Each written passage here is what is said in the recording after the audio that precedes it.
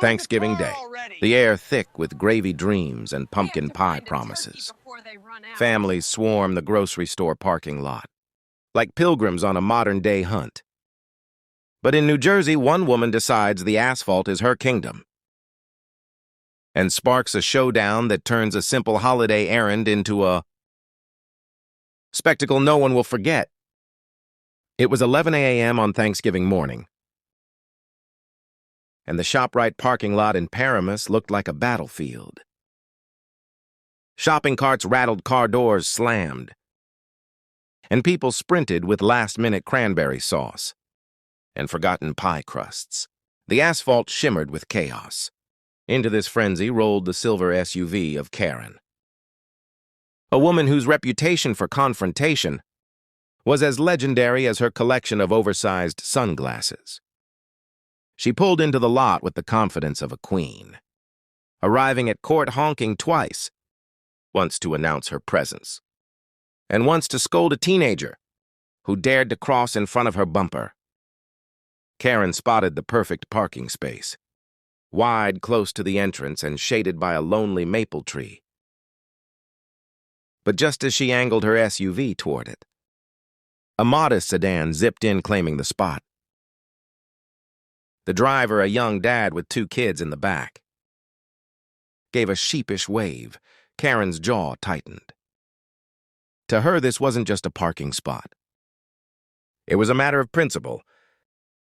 She rolled down her window. "Excuse me, that was my spot." Dad shrugged apologetically. "Sorry, ma'am. First come, first served." The rent wasn't having it. She parked her SUV diagonally across 2 other spaces, blocking traffic, and stepped out in her leopard print coat. Her voice carried across the lot like a megaphone. Unbelievable on Thanksgiving. No less. Where's your respect? Shoppers slowed, sensing drama. A woman clutching a pumpkin pie whispered to her husband, "Oh boy, here we go." The dad tried to defuse the situation. "Look, I've got kids. We just need to grab some rolls and currant." "Cut them off. Don't play the kid card with me. I've been shopping here for 20 years. That spot is practically mine by tradition." By now, a small crowd had gathered. Some pulled out their phones, eager to capture the unfolding saga. A teenager muttered, "This is better than the parade." The store manager, a weary man named Sal, hurried out. He dealt with Karen before. Once over expired coupons. Another time over the unacceptable softness of peaches. He approached cautiously like a zookeeper facing a restless lion. "Karen," he said, "let's keep it calm. It's Thanksgiving." "Plenty of spots left." Karen pointed dramatically at the sedan.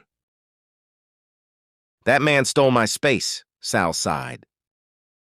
"Parking spots aren't reserved. Let's move along." But Karen wasn't ready to surrender. She crossed her arms, sunglasses glinting.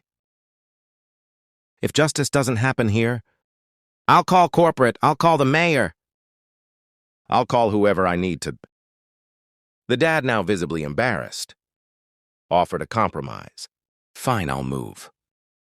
It's not worth the fight. He started his car. But before he could back out, another shopper, a grandmother with a cane, shuffled forward.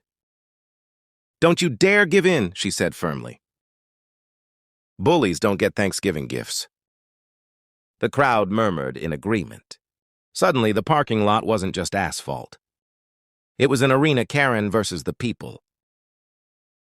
Karen's face reddened. "You're all against me on Thanksgiving." A teenager shouted, "Lady, it's just a parking spot." Another added, "We've got turkeys to cook." The tension reached its peak. Karen stood her ground, but the tide had turned.